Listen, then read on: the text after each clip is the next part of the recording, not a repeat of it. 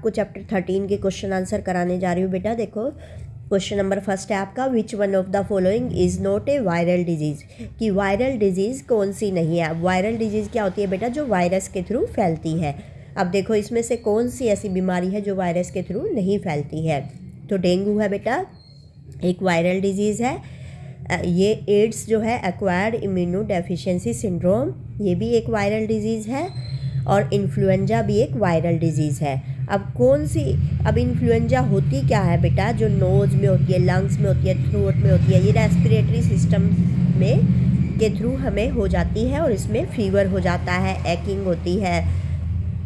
अब जो टाइफाइड है बेटा, ये एक वायरल डिजीज़ नहीं है, क्योंकि ये कैसे फैलती है, spread by the contact and injection of the infected human faeces से फैलती है बेटा ये, और वाटर सोर्सेज के द्वारा और हैंडलिंग फूड के द्वारा ये बीमारी फैलती है। तो ये एक वायरल डिजीज़ नहीं है। तो हमारा आंसर क्या होगा बेटा, ऑप्शन सी होगा। ठीक है, ये ह्यूमन फीसिस के द्वारा फैलती है, वायरल डिजीज़ नहीं है।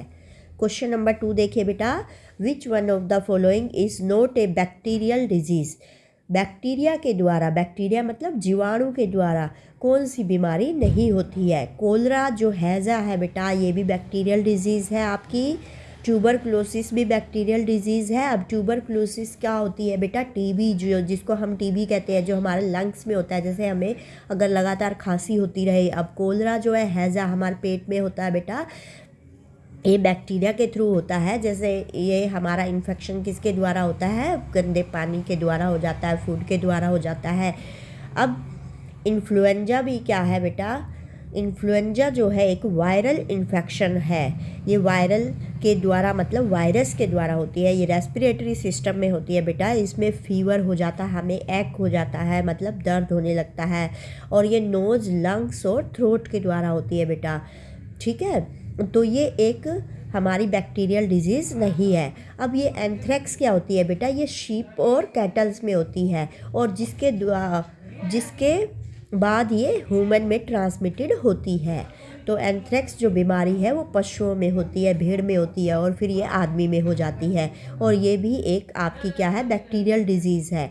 और इन्फ्लुएंजा एक ऐसी डिजीज़ है जो बैक्टीरिया से नहीं होती है, ये वायरल इन्फेक्शन से होती है बेटा। ठीक है, तो इसका ऑप्शन हो गया डी। अब देखिए बेटा क्वेश्चन नंबर 3 है, which one of the following disease is not transmitted by the mosquito, मच्छर के द्वारा कौन सी बीमारी नहीं फैलती है। अब ब्रेन फीवर होता है बेटा, ये भी मच्छर के द्वारा होता है।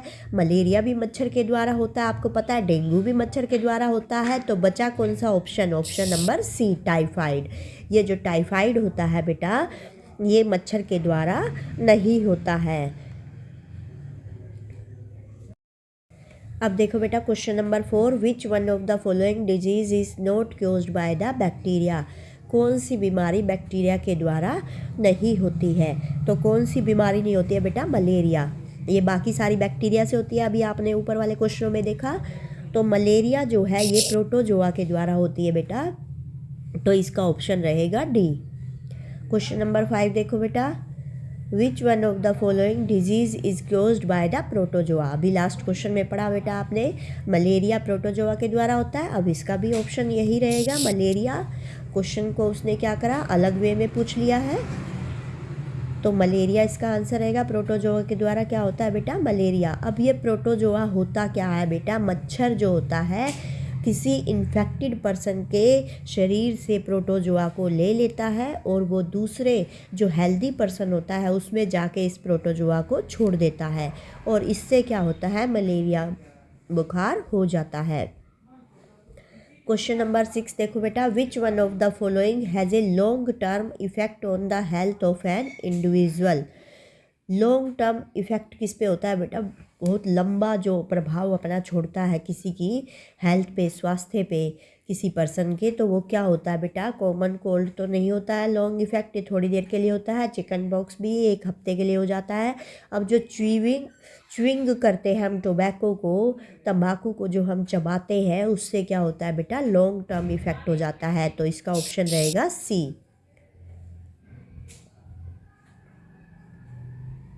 क्वेश्चन नंबर 7 है, which of the following can make you ill, if you come in contact with an infected person. तो कौन सी ऐसी बात है बेटा जो तुम्हें बीमार कर देगी अगर आप इन्फेक्टेड पर्सन के कॉन्टैक्ट में आओगे? तो हाई ब्लड प्रेशर तो नहीं होगा बेटा, जेनेटिक एबनॉर्मेलिटीज़ भी नहीं होगी, आपको जेनेटिक होता है जो एक जनरेशन से दूसरी जनरेशन में जाए, तो ब्लड कैंसर भी नहीं होगा बेटा। तो बचा क्या? स्नीजिंग। ऑप्शन क्या आएगा? स्नीजिंग। ये क्या होगा बेटा? इसके द्वारा आप which of the following can make you ill, इसके द्वारा आप बीमार हो जाओगे अगर आप इन्फेक्टेड पर्सन के कॉन्टैक्ट में आओगे। तो आप देखते हो ना बेटा, स्नीजिंग जैसे छींकना, अगर एक दूसरा बंदा छींक रहा है तो हमें भी जब भी छींक आ जाती है ना, यही होता है कॉन्टैक्ट अगर किसी से होता है और वही बीमारी हमें जब भी लग जाए। Question 8, AIDS can not be transmitted by. अब आपको पता है बेटा एड्स कैसे कैसे होता है? सेक्सुअल कॉन्टैक्ट के द्वारा होता है। सेक्सुअल कॉन्टैक्ट है एक आदमी का दूसरे आदमी से कॉन्टैक्ट, नर का मादा से कॉन्टैक्ट होता है, मेल का फीमेल से कॉन्टैक्ट होता है, उसको हम सेक्सुअल कॉन्टैक्ट कहते हैं।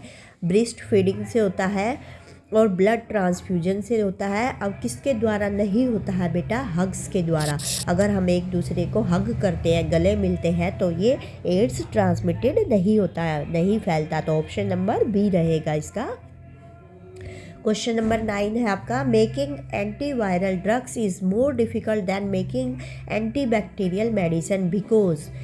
ये कह रहा है बेटा कि एंटीवायरल ड्रग्स को बनाना डिफ़िकल्ट क्यों है एंटीबैक्टीरियल मेडिसिन की बजाय?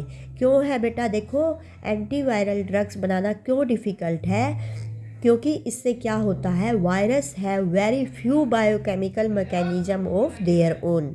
ये ऑप्शन रहेगा बेटा। इसका क्या मतलब है कि जो वायरस होते हैं उनका अपना बायोकेमिकल मैकेनिज्म थोड़ा सा ही रह जाता है। इसका मतलब क्या है, जब हम एंटीबैक्टीरियल ड्रग्स बनाते हैं तो वो बैक्टीरिया की कुछ ऐसी रिएक्शन रोक देते हैं जिसके कारण बैक्टीरिया मरता है। इसका क्या मतलब है बेटा? Few biochemical mechanism of their own का, कि जब हम एंटीबैक्टीरियल ड्रग्स बनाते हैं तो इसके अंदर जो बैक्टीरिया होते हैं वो ऐसी रिएक्शन को रोक देते हैं जिसके कारण बैक्टीरिया मरता है।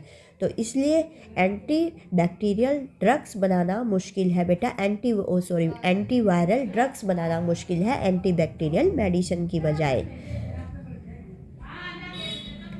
अब क्वेश्चन नंबर 10 देखो बेटा, which one of the following causes kala azar. अब ये काला आजार क्या होता है बेटा? काला आजार एक बीमारी का नाम है और ये क्या होता है बेटा? ये ट्रॉपिकल इन्फेक्शियस डिजीज़ होती है। क्या होती है बेटा? ट्रॉपिकल इन्फेक्शियस डिजीज़ होती है और इससे क्या होता है, फीवर होता है, हमें वेट लॉस होता है और ये हमारे लीवर पे, स्प्लीन पे इफ़ेक्ट करती है। ठीक है बेटा। अब ये कह रहा है which one of the following causes the kala azar. अब ये काला आजार किसके द्वारा होती है बेटा? ये होती है लेशमानिया के द्वारा, लेशमानिया के द्वारा। तो इसका ऑप्शन रहेगा सी। ठीक है बेटा। If you live, question number 11 है, if you live in A over crowded and poorly ventilated house it is possible that you may suffer from which of the following disease. कह रहा है कि अगर आप ज़्यादा भीड़ भाड़ वाले और जिसमें वेंटिलेशन नहीं लगा हुआ है हाउसेज में, मतलब घर भी छोटा सा है और लोग ज़्यादा रह रहे हैं, तो it is possible that you may suffer from which of the following disease. तो कौन सी बीमारी से आप ज़्यादा सफ़र होगे बेटा? कैंसर तो ऐसी बीमारी नहीं है, एड्स भी नहीं है, तो ये एयर बोर्नी डिजीज़ आपको होगी जो एयर के थ्रू होती है। अब एयर कैसे आपको इफ़ेक्ट करती है बेटा? ये रेस्पिरेटरी सिस्टम पे इफ़ेक्ट करती है, क्योंकि रेस्पिरेटरी सिस्टम में जो छोटी छोटी श्वसन के दौरान हमारे अंदर जाती है बूंदें, उससे ये बीमारी होती है, एयर बोर्नी डिजीज़ है। अब ज़्यादा लोग रहेंगे तो बेटा ये बीमारी फैली जाएगी हमारे रेस्पिरेटरी सिस्टम में। जैसे कोई छींकेगा तो क्या होगा, उसकी बूंदें कहाँ चली जाएंगी? दूसरे के अंदर चली जाएगी रेस्पिरेटरी सिस्टम के द्वारा। क्वेश्चन नंबर 12 है, which disease is not transmitted by mosquito. तो मॉस्किटो के द्वारा कौन सी बीमारी नहीं होती बेटा? अभी आप ऊपर भी ये क्वेश्चन आया था, डेंगू, मलेरिया, ब्रेन फीवर, ये सब तो होता ही है मॉस्किटो के द्वारा। तो बचा क्या? निमोनिया। अब निमोनिया जो होता है वो किसके द्वारा नहीं होता है? मॉस्किटो के द्वारा। क्वेश्चन नंबर 13 है बेटा, which one of the following is not important for individual health. एक अकेले पर्सन की हेल्थ के लिए क्या ज़रूरी नहीं है? Living in a clean space, clean space में तो रहना चाहिए बेटा। गुड इकोनॉमिक कंडीशन, हमारी आर्थिक जो स्थिति है, मतलब हमारे पास जो पैसा है वो भी अच्छा होना चाहिए। नहीं होगा तो आदमी मेंटली परेशान हो जाएगा। सोशल इक्वालिटी एंड हार्मोनी, ये भी होना चाहिए हमारा, क्योंकि हमारा समाज में अगर अच्छा क्या होगा, हमारा अच्छा रुतबा नहीं होगा, हमारी समाज में अच्छी पहचान नहीं होगी तो भी हम परेशान रहेंगे। Living in a large and well furnished house, तो ये इफ़ेक्ट नहीं करता है एक इंडिविजुअल की हेल्थ पे कि हम एक बड़े से घर में और अच्छी तरह से सजे हुए घर में रह रहे हैं, ये इफ़ेक्ट नहीं डालता है इंडिविजुअल हेल्थ पर। तो ऑप्शन नंबर डी रहेगा आपका। क्वेश्चन नंबर 14 है बेटा, चूज़ द रोंग स्टेटमेंट। अब रोंग स्टेटमेंट आपको इसमें चूज़ करनी है।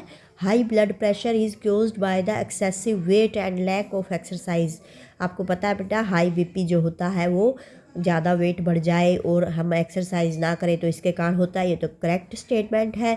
Cancer can be caused by the genetic abnormalities, ये भी पता है, कैंसर अगर हमारी एक पीढ़ी में है तो दूसरी पीढ़ी में लगता ही लगता है बेटा, ये तो ये भी करेक्ट स्टेटमेंट है। अब जो ये है, peptic ulcer are caused by eating acidic food, ये गलत है बेटा। क्यों गलत है बेटा? क्योंकि अल्सर जो होता है आपका, अल्सर किसके द्वारा होता है? ये बैक्टीरियल प्रॉब्लम है, आपको बैक्टीरिया से होती है, ये एसिडिक फूड से नहीं होती है। ये हमारे स्टमक में होती है, इंटेस्टाइन में होती है बेटा। ये जो अल्सर होता है ये स्टमक में होता है, इंटेस्टाइन में होता है और ये बैक्टीरिया के थ्रू होता है बेटा। तो कौन सी रॉन्ग स्टेटमेंट है? स्टेटमेंट नंबर सी रॉन्ग है बेटा ये। अब क्वेश्चन नंबर 15 देखिए, we should not allow mosquito to breed in our surrounding because they. अब हमें मॉस्किटो को, मच्छरों को क्यों अलाउड नहीं करना चाहिए बेटा हमारी सराउंडिंग में? क्या करते हैं? Because they are the vector for the many diseases, क्योंकि वो बहुत सारी बीमारियां फैला देते हैं। बताइए बेटा आपको, they are the vector for the many diseases. Question number 16 है, you are aware of polio eradication programme in your city, children are vaccinated because. Children को वैक्सीनेशन क्यों लगाना चाहिए बेटा? जैसे आजकल हमारे यहाँ पर कोरोना बीमारी फैली हुई है और सबको वैक्सीनेशन लगाई जा रही है, तो आपको पता होगा क्यों लगाई जाती है, ये इम्यूनिटी को बढ़ाने के लिए। तो इसी तरह से बच्चों को जो पोलियो की वैक्सीन लगाई जाती है वो भी क्या करती है? It create the immunity in the body. तो ऑप्शन रहेगा सी।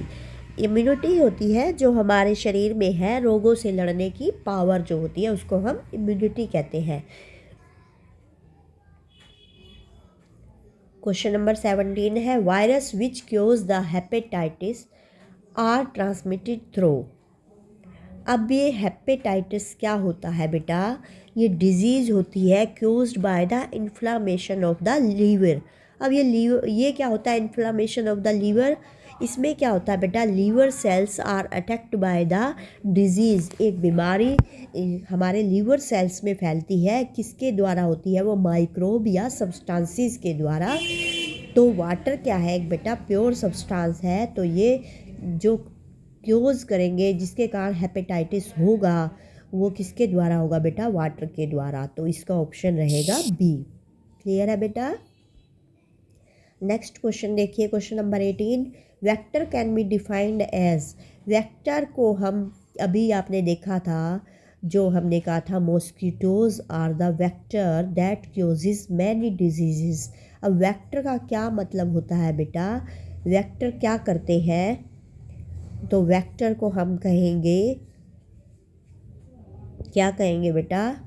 Animals carrying the infecting agent from sick person to another healthy person. तो मॉस्किटो आपको पता ही है बेटा क्या करते हैं, एक सिक पर्सन को वो डंक मारते हैं और मैंने आपको बताया वो प्रोटोजोआ लेते हैं और वो दूसरे हेल्दी पर्सन में उसको जाकर छोड़ देते हैं। तो हुए ना ये वेक्टर्स। तो वेक्टर का मतलब यही है कि जो एनिमल्स होते हैं वो इन्फेक्टिंग एजेंट को ले जाते हैं फ्रॉम सिक पर्सन से हेल्दी पर्सन पे। तो अब क्लियर हो गया बेटा, वेक्टर्स क्या होते हैं, एनिमल्स होते हैं carry the infecting agent from sick person to another healthy person. तो ऑप्शन नंबर ए करेक्ट है क्वेश्चन नंबर 18 का। अब ये है आपके बेटा fill in the blanks. Pneumonia is an example of dash disease. अब जो निमोनिया होता है बेटा वो कैसी डिजीज़ है, कम्युनिकेबल, मतलब एक दूसरे के द्वारा फैलती है। तो निमोनिया क्या हो गया, कम्युनिकेबल डिजीज़। कम्युनिकेबल डिजीज़ वो होती है बेटा जो एक पर्सन से दूसरे पर्सन में फैलती है, को एक दूसरे के कॉन्टैक्ट में आने पर फैलती है। Many skin disease are caused by. जो हमारे स्किन पर डिजीज़ होती है बेटा, जैसे दाद जिसको हम कहते हैं, वो किसके द्वारा होता है, फंगी के द्वारा होता है। ठीक है बेटा, फंगी के द्वारा स्किन डिजीज़ हमें होती है, जैसे दाद, खुजली, तो ये फंगस होता है, इसको हम फंगी कहते हैं, फंगी के द्वारा होती है। अब थर्ड है आपका antibiotic commonly block biochemical pathways important for the growth of. किसकी ग्रोथ को रोक देते हैं, जो बायोकेमिकल पाथवेज होता है, एंटीबायोटिक किसको रोक देते हैं बेटा, बैक्टीरिया की ग्रोथ को। किसको रोक देते हैं, फॉर बैक्टीरिया की ग्रोथ को। जब हमें क्या होता है, कोई भी बीमारी होती है, जैसे बुखार होता है, तो हम कहते हैं हमें एंटीबायोटिक लेना चाहिए।